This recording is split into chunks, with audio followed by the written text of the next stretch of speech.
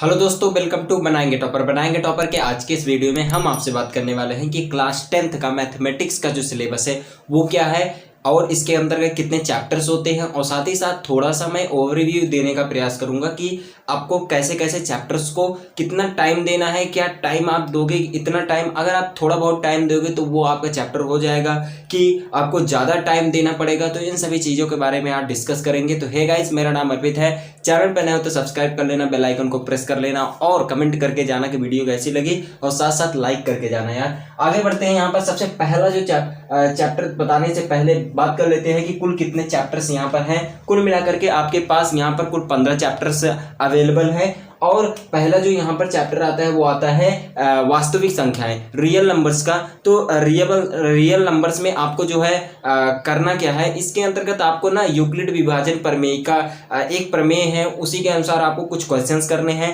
साथ ही साथ प्रमेय संख्याओं के बारे में आपको कुछ सीखने को मिलेगा, जो कि आपने 9th क्लास में सीखा ही था थोड़ा बहुत। यहाँ पर थोड़ा आपको एडवांस लेवल में सीखना है बस, और कुछ खास नहीं है। आराम से इसमें 2-3 प्रश्नावली है, आराम से आप करते चले जाओगे और ये हो जाएगा। आगे बात करते हैं बहुपद की। आप कक्षा 9 में आप जो है अच्छे तरीके से आपने कर ही लिया होगा बहुपद का, ठीक है, जिसमें एक चर वाले रैखिक समीकरण था। इसमें भी बस वही चीज है, आगे आप बढ़ते जाओगे तो वही थोड़ा सा एडवांस लेवल दे दिया गया है, बहुत कुछ नहीं है खास। आप थोड़ा सा टाइम दोगे इस पर भी तो आराम से बहुपद का भी चैप्टर आपका कंप्लीट हो जाएगा। आराम से करना, कोई दिक्कत नहीं है। आगे बढ़ते हैं। दो चर वाले रैखिक समीकरण युग्म। तो मतलब आपने दो चर वाले रैखिक समीकरण के बारे में वहां पर पढ़ लिया था, जो भी आपने किया होगा, ठीक है, क्लास 9th में। अब यहाँ पर दो चर वाले रैखिक समीकरण आपको दिए रहेंगे, उसमें से आपको x और y दिया रहेगा, ठीक है। जैसे ये करके क्या है, जैसे x + y = 10 एक क्या है समीकरण है, x + 2y बराबर दिया गया है 5, ये क्या है, एक समीकरण है।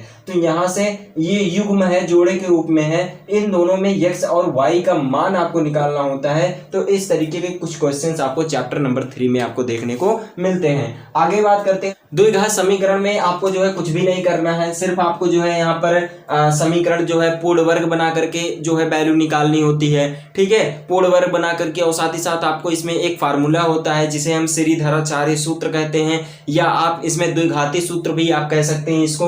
तो आपको वो सूत्र होता है यहाँ से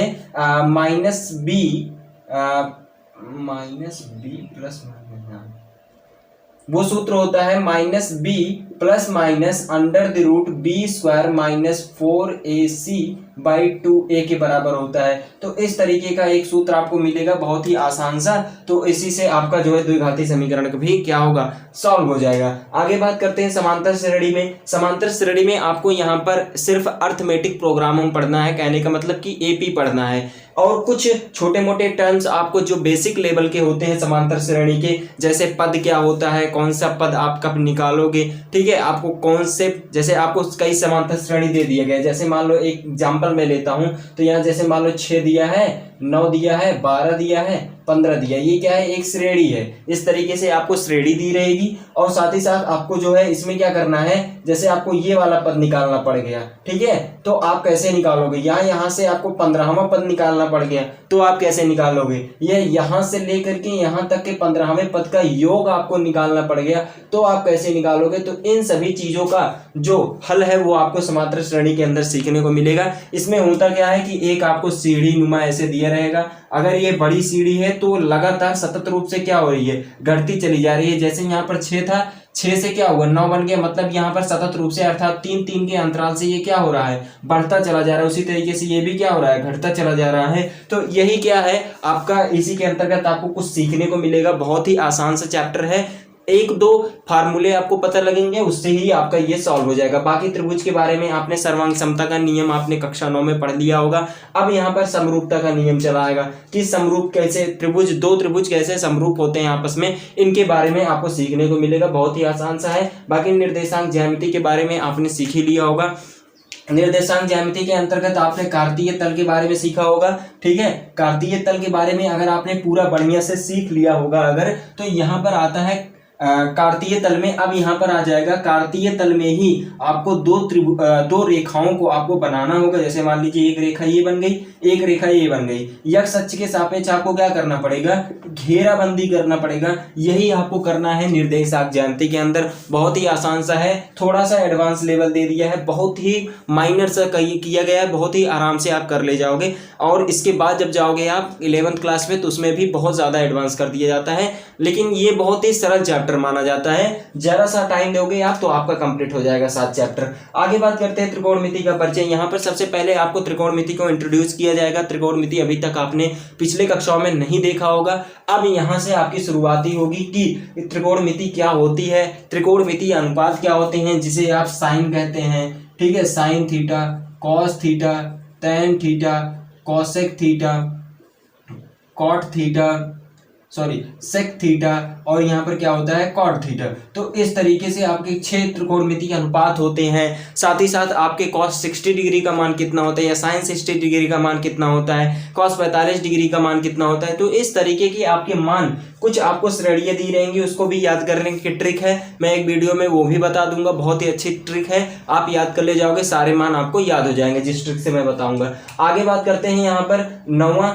अब यहाँ पर त्रिकोणमिति को आपने देख लिया, परिचय भी आपने कर लिया। थोड़े बहुत आपको एक ना त्रिकोणमिति के परिचय में ही थोड़ा सा मैं और बताना चाहता हूँ। यहाँ पर ज़्यादा से ज़्यादा आपको तीन यहाँ पर जो है समीकरण मिलेंगे, जिसे हम कहते हैं यहाँ पर sine square theta plus cos square theta बराबर 1। ये आपको सूत्र मिलेगा, एक मिलेगा आपका 1 plus tan square theta equal to sec square theta, और साथ ही साथ एक सूत्र और मिलेगा यहाँ से cosec square theta equal to 1 plus cot square theta. बहुत ही आराम से ये क्वेश्चंस आपके हो जाने हैं। इन्हीं तीनों सूत्र के आधार पर ही आपका ये पूरा जो चैप्टर है, ये त्रिकोणमिति का परिचय बहुत ही आराम से हो जाने वाला है। उसके बाद बात करते हैं, ये आपका समीकरण है, इसी के अनुसार हो जाएगा। बाकी बात करते हैं यहाँ पर त्रिकोणमिति के कुछ अनुप्रयोग। कहने का मतलब क्या है यहाँ पर कि त्रिकोणमिति आपने देख ही लिया, पढ़ लिया। अब साथ ही साथ त्रिकोणमिति के हम इसमें कहाँ कहाँ रियल लाइफ में कहाँ यूज करते हैं, इसके बारे में यहाँ पर बताया गया, बहुत ही आराम से आपका हो जाएगा। करते हैं वृत्त के बारे में। वृत्त के बारे में आपने पिछली कक्षाओं में तो पढ़ ही लिया होगा अच्छे तरीके से। वृत्तों से संबंधित कुछ वहां पर क्वेश्चंस थे तो आपने कर ही लिया होगा। बहुत ही आसान सा है, जैसे वृत्त के एक बिंदु से, मतलब जैसे मान लो यहाँ पर है तो यहाँ से कितनी स्पर्श रेखाएं खींची जा सकती हैं, अनंत रेखाएं खींची जा सकती हैं। ठीक है, तो ये आपका वृत्त है। और वृत्त के बारे में आपको स्पर्श रेखा कैसे खींचनी है, इन सभी चीजों के छोटी छोटी चीजें हैं जो आपको वृत्त के अंतर्गत पढ़नी है। इसमें भी ज्यादा आपको टाइम नहीं देना है। ज्यादा टाइम में देने वाले जो चैप्टर्स हैं यहाँ पर आगे मैं अभी बता दूंगा आपको कौन से ऐसे चैप्टर हैं जिसमें आपको थोड़ा सा ज्यादा टाइम लगेगा। बाकी आप 10 दिन के अंदर अगर आप लगातार काम करते जाते हैं तो 5 से 6 दिन के अंदर सभी चैप्टर्स कंप्लीट हो जाएंगे। आगे बात करते हैं यहाँ पर रचनाएं। रचनाओं के अंतर्गत आप समझते हैं कि रचनाएं कैसे करनी है, उसी रचनाओं को यहाँ पर थोड़ा एडवांस कर दिया गया है, कक्षा 9 वाला ही, बहुत ही आराम से हो जाएगा। वृत्तों से संबंधित क्षेत्रफल के अंतर्गत आपको जैसे वृत्त के वृत्तखंड या त्रिज्य खंड के बारे में बात करना होगा। जैसे मान लीजिए ये आपका वृत्त है, ठीक है, और यहाँ से आपको जो है एक खंड दे दिया जाएगा जो कि 30 डिग्री का कोण बना रही है। तो इससे रिलेटेड 1-2 फार्मूले दे दिए जाएंगे। तो मतलब इस वृत्त खंड का इस त्रिज्य खंड का जो क्षेत्रफल होगा वो क्या होगा, इसके बारे में आपको बात करना होगा। बहुत ही आराम से ये हो जाना है, आराम से कर ले जाओगे। छोटा छोटा है, 1-2 फार्मूले 5-6 फार्मूले आपको अगर पता होंगे तो आप वृत्तों से संबंधित जो क्षेत्रफल वाला चैप्टर है ये भी कर ले जाओगे। बाकी पृष्ठीय क्षेत्रफल और आयतन के बारे में आप जानते हो, आपने वहां पर पृष्ठीय क्षेत्रफल में बेलन पढ़ लिया होगा, शंकु देख लिया होगा, बाकी घन देख लिया होगा, बाकी और घनाभ देख ही लिया होगा, सब कुछ देख लिया होगा। यहाँ पर एक नया टर्म आ जाता है, शंकु का छिन्नक के बारे में बताना होता है। जैसे ये शंकु है, ठीक है, शंकु को आप ऊपर वाला काट दो तो ये वाला जो भाग बचेगा, नीचे वाला जो भाग बचेगा, ये आपका छिन्नक कहलाएगा। तो इससे रिलेटेड कुछ फार्मूले आपको पता होंगे तो उससे आप कर ले जाओगे आराम से। पृष्ठीय क्षेत्रफल और आयतन का, इससे का क्षेत्रफल, इसी का जो क्षेत्रफल है और इसी का जो आयतन है, अगर आप करोगे, थोड़ा यहाँ पर बढ़ा दिया गया है बस, और कुछ नहीं किया गया है। और इसमें एक चीज ऐसे होगा, जैसे बेलन को कैसे हम घनाभ में बदलेंगे, तो उस तरीके के कुछ क्वेश्चंस आपको आएंगे। एक रियल लाइफ क्वेश्चंस रहेंगे, आराम से आपका हो जाएगा, कोई दिक्कत नहीं आएगी। आगे बात करते हैं यहाँ पर सांख्यिकी की। सांख्यिकी के अंतर्गत आपको कुछ भी नहीं करना है। जितना भी आपने कक्षा 9 में पढ़ाई की हुई है, थोड़ा सा एडवांस लेवल है, मानता हूँ है थोड़ा सा एडवांस लेवल, लेकिन यहाँ पर आपको 2 ही 3 चीज़ें ऐसी हैं जो आपको करनी है, जैसे कि वही चीज़ें हैं, बस थोड़ा सा आपको सरलतम रूप में ले जाने के लिए एक दो टर्म और बना दिए गए हैं। जैसे कोई बड़ी संख्या आ गई, उसको कैसे हम भाग दे करके या कैसे हम उसमें माइनस करके कैसे हम उसको छोटा कर सकते हैं, तो उस तरीके के क्वेश्चंस आपको दे दिए जाएंगे। बहुत ही आसान सा है, ये भी हो जाएगा। बाकी आप सारी चीज़ें जानते ही हैं। आगे बढ़ते हैं यहाँ पर प्रायिकता के बारे में। प्रायिकता भी यहाँ पर बहुत ही छोटा सा है, आराम से हो जाएगा। थोड़े जो कक्षा 9 में आपने प्रायिकता देखी है उसी का थोड़ा सा एडवांस लेवल है, बहुत ही ज़्यादा नहीं है, ठीक है, आराम से कर ले जाओगे। बाकी यहाँ पर मैं बता दूंगा कि कौन सा चैप्टर जो है बहुत टफ है। टफ तो बिल्कुल भी नहीं है, आराम से कर ले जाओगे, ठीक है। तो यहाँ पर बात करते हैं सबसे यहाँ पर जो मुझे आपको लगेगा जो टफ चैप्टर है वो है आपका सबसे पहले समांतर श्रेणी का।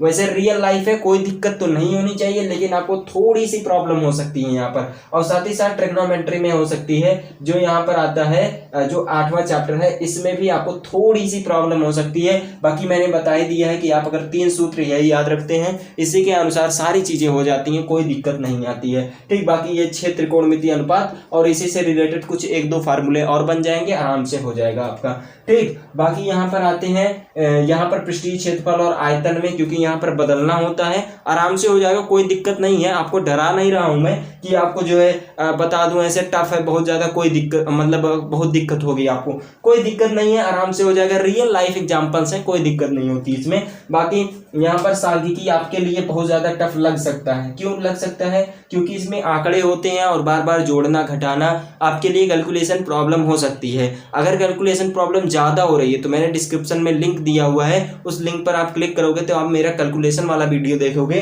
तो आपको पता लगेगा कि हाँ, कैलकुलेशन के लिए कैसे मैं अपनी स्पीड को तेज कर सकता हूँ। जितना ही बार आप इस सांख्यिकी को हल करते जाओगे, जितना आप इसमें घुसते जाओगे ना, सांख्यिकी उतनी आपके लिए सरल होती जाएगी। इसलिए कहता हूँ practice make a man perfect. तो इसीलिए आप जो है परफेक्ट बनना है तो आपको प्रैक्टिस करना ही पड़ेगा। तो यहाँ तक आपने देख लिया, बाकी छोटा सा ओवरव्यू देने का प्रयास किया है कि आपको समझ में आ जाए, ठीक है, और आप अच्छे तरीके से चीज़ों से कनेक्ट हो जाएं और आगे बढ़ने में आपका जो टारगेट है वो फिक्स हो जाए और टारगेट के लिए आप तुरंत रेडी हो जाएं और आगे बढ़ते चले जाएं। कोई दिक्कत नहीं है। आज के लिए इतना ही। Thank you, have a nice day. वंदे मातरम, जय हिंद। जाओ पढ़ो अच्छे से, इसको देख लेना क्योंकि आपका ये क्लास 10th है और अच्छे तरीके से करना है इसमें, ठीक है।